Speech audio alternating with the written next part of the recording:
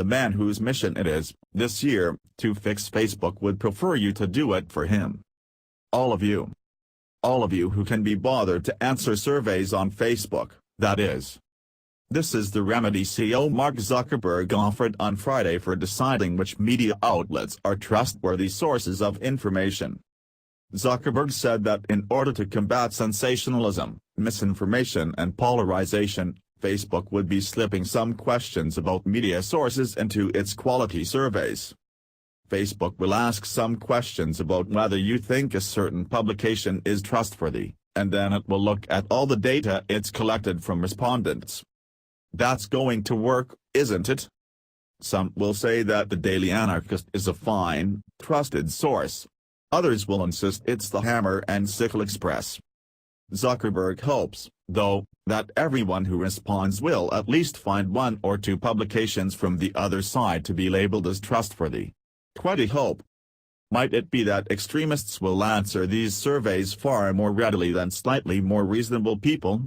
You know, those who are very tired of the world's current nonsense and would prefer sanity to return from its overly long vacation. Zuckerberg prefers to cede responsibility to Facebook's so-called community because it means the company itself doesn't have to take a meaningful stance, which so many who consider it a media platform believe it should. We decided that having the community determine which sources are broadly trusted would be most objective, Zuckerberg said in his Facebook post. This would be the same community that apparently got fooled in quite some numbers by Russian-written fake news posts around election time.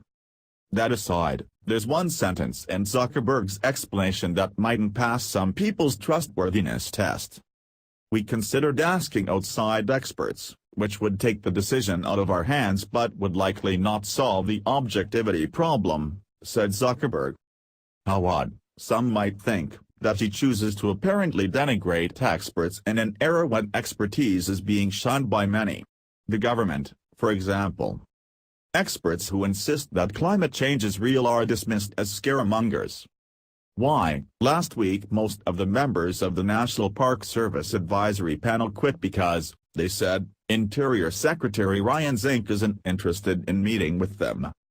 And here is Zuckerberg saying that, well, we could have appointed a panel of experts who might have actual knowledge of this misinformation stuff but, no, we'll ask anyone who'll answer our surveys. Facebook didn't immediately respond to a request for comment. Facebook insists it has a community. I put the word in inverted commas, as I'm not convinced there's any such thing. Just because you have an enormous number of users, it doesn't mean they're bonded into anything other than the small groups in which they spend their Facebook time. Still, Facebook has often preferred to throw decision-making over to that community, because it allows the company to avoid responsibility for larger decisions. And, oh, it's cheaper. In 2016, for example, Facebook decided that the community should determine which events warranted mobilizing its safety check system. The company also said it relies on users to help it decide what should and shouldn't be considered hate speech. In that latter case, though, it claims it learns from experts, as well as the community. How odd, then, that it doesn't believe experts can be objective when it comes to determining which news sources may be bunkum-based. At a time when people seem ever more polarized, partly because of the misinformation they're being fed from all sides, Facebook believes those same people are the best repositories of objectivity.